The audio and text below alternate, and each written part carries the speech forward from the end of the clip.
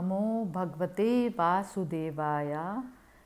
श्रीमद्भागवत महापुराण प्रथम स्कंद तीसरा अध्याय। भगवान के अवतारों का वर्णन। श्री सूत जी कहते हैं, सृष्टि के आदि में भगवान ने लोकों के निर्माण की इच्छा की। इच्छा होते ही उन्होंने महतत्व आदि से निष्पन्न पुरुष रूप ग्रहण किया। उसमें 10 इंद्रियां, 1 मन और 5 भूत, ये 16 कलाएं थीं। उन्होंने कारण जल में शयन करते हुए जब योग निद्रा का विस्तार किया, तब उनके नाभि सरोवर में से एक कमल प्रकट हुआ और उस कमल से प्रजापतियों के अधिपति ब्रह्मा जी उत्पन्न हुए। भगवान के उस विराट रूप के अंग प्रत्यंग में ही समस्त लोकों की कल्पना की गई है। वह भगवान का विशुद्ध सत्वमय श्रेष्ठ रूप है। योगी लोग दिव्य दृष्टि से भगवान के उस रूप का दर्शन करते हैं। भगवान का वह रूप हजारों पैर, जांघें, भुजाएं और मुखों के कारण अत्यंत विलक्षण है। उसमें सहस्त्रों सिर, हजारों कान, हजारों आँखें और हजारों नासिकाएं हैं। हजारों मुकुट, वस्त्र और कुंडल आदि आभूषणों से उल्लासित है। भगवान का यही पुरुष रूप, जिसे नारायण कहते हैं, अनेक अवतारों का अक्षय कोश है। इसी से सारे अवतार प्रकट होते हैं। इस रूप के छोटे से छोटे अंश से देवता, पशु, पक्षी और मनुष्य आदि योनियों की सृष्टि हुई है।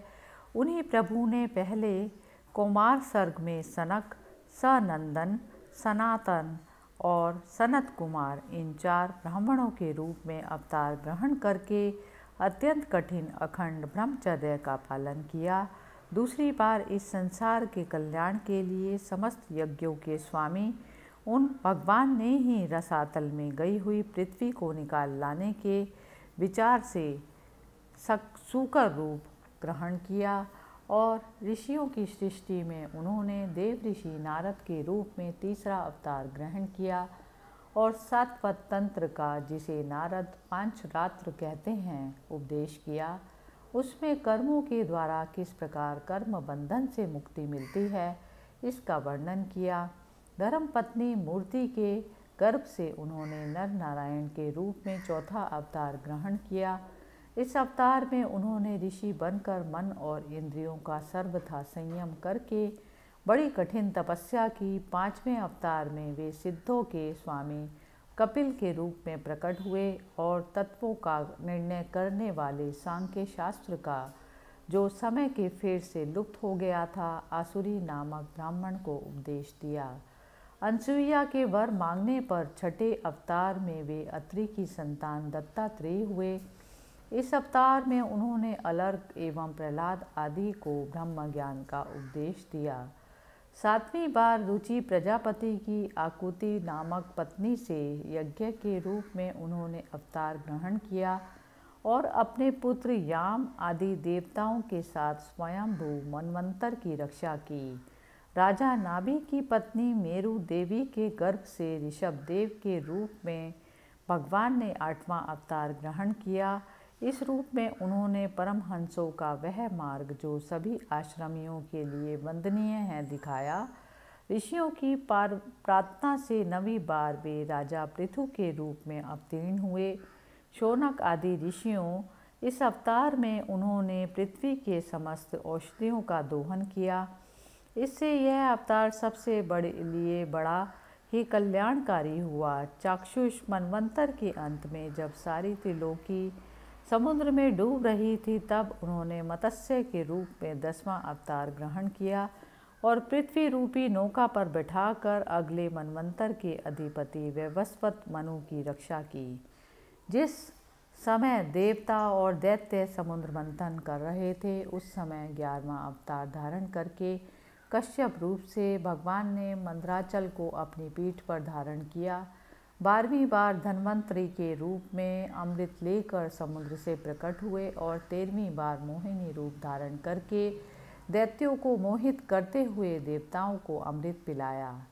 14वें अवतार में उन्होंने नरसिंह रूप धारण किया और अत्यंत बलवान दैत्यराज हिरण्यकश्यपु की छाती अपने नखों से अनायास इस प्रकार फाड़ डाली, जैसे चटाई बनाने वाला सीख को चीर डालता है। 15वीं बार वामन का रूप धारण करके उन्होंने भगवान दैत्यराज बलि के यज्ञ में गए। वे चाहते तो थे कि त्रिलोकी का राज्य, परंतु मांगी उन्होंने केवल 3 बक पृथ्वी। 16वें परशुराम अवतार में जब उन्होंने देखा कि राजा लोग ब्राह्मणों के द्रोही हो गए हैं, तब क्रोधित होकर उन्होंने पृथ्वी को 21 बार क्षत्रियों से शून्य कर दिया। इसके बाद 7वें अवतार में सत्यवती के गर्भ से पराशर ऋषि के द्वारा वे व्यास जी के रूप में अवतीर्ण हुए। उस समय लोगों की समझ और धारणा शक्ति कम देखकर इन्होंने वेद रूप वृक्ष की कई शाखाएं बना दी।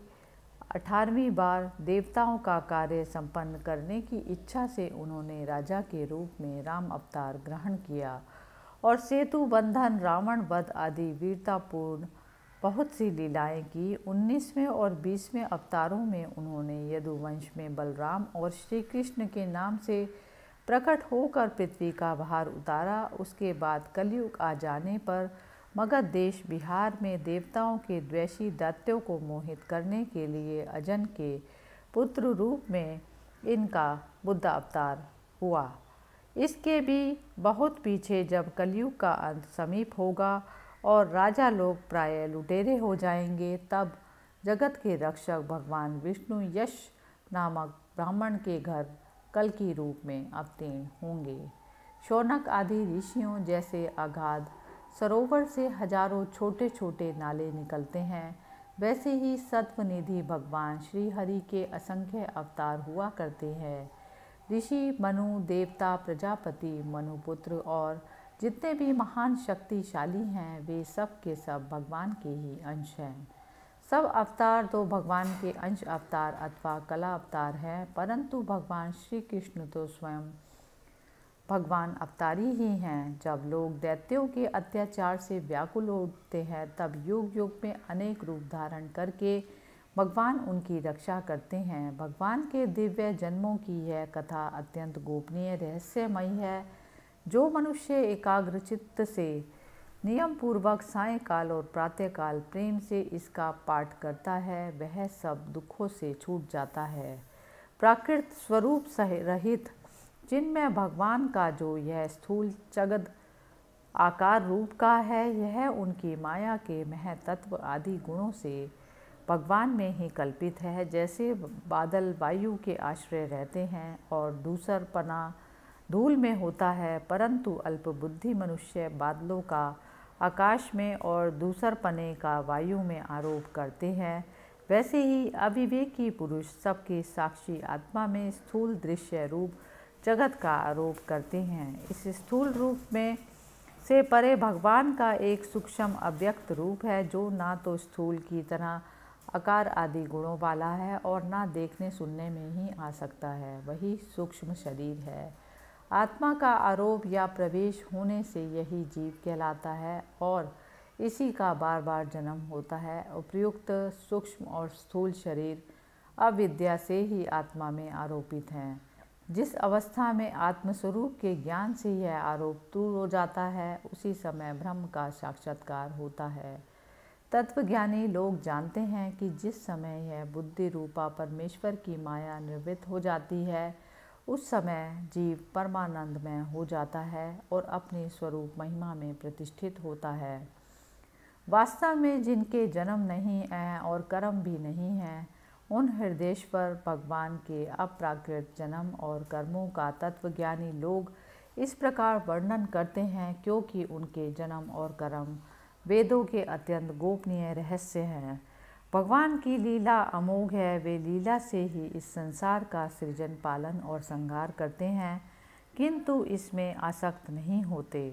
प्राणियों के अंतःकरण में छिपे रहकर ज्ञानेंद्रिय और मन के नियंता के रूप में उनके विषयों को ग्रहण भी करते हैं, परंतु उससे अलग ही रहते हैं। वे परम स्वतंत्र हैं। ये विषय कभी उन्हें लिप्त नहीं कर सकते। जैसे अनजान मनुष्य जादूगर अथवा नट के संकल्प और वचनों से की गई करामात को नहीं समझ पाता, वैसे ही अपने संकल्प और वेदवाणी के द्वारा भगवान के प्रकट किए हुए इन नाना प्रकार के नाम और रूपों तथा उनकी लीलाओं को कुबुद्धिजीव बहुत सी तर्क युक्तियों के द्वारा भी नहीं पहचान सकता। चक्रपाणि भगवान की शक्ति और पराक्रम अनंत है, उनकी कोई था नहीं पा सकता। वे सारे जगत के निर्माता होने पर भी उससे सर्वथा परे है।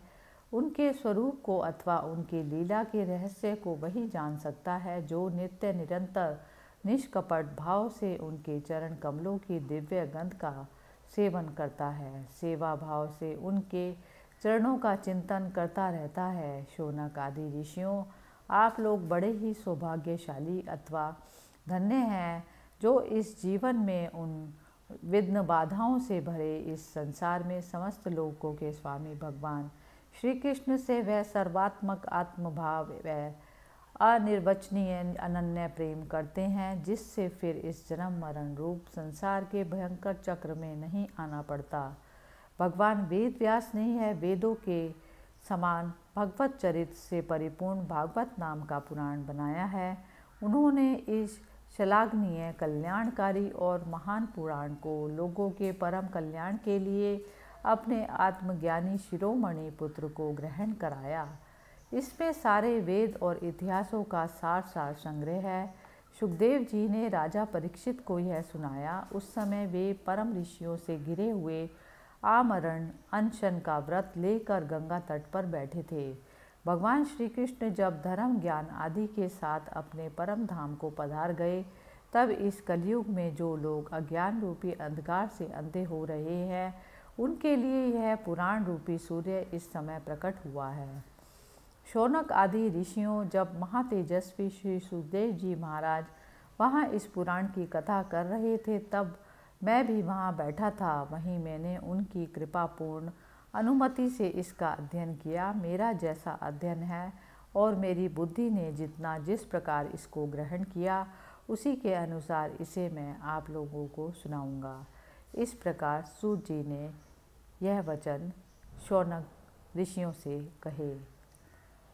प्रथम स्कंद का 3रा अध्याय समाप्त हुआ। हरि ओम तत्सत।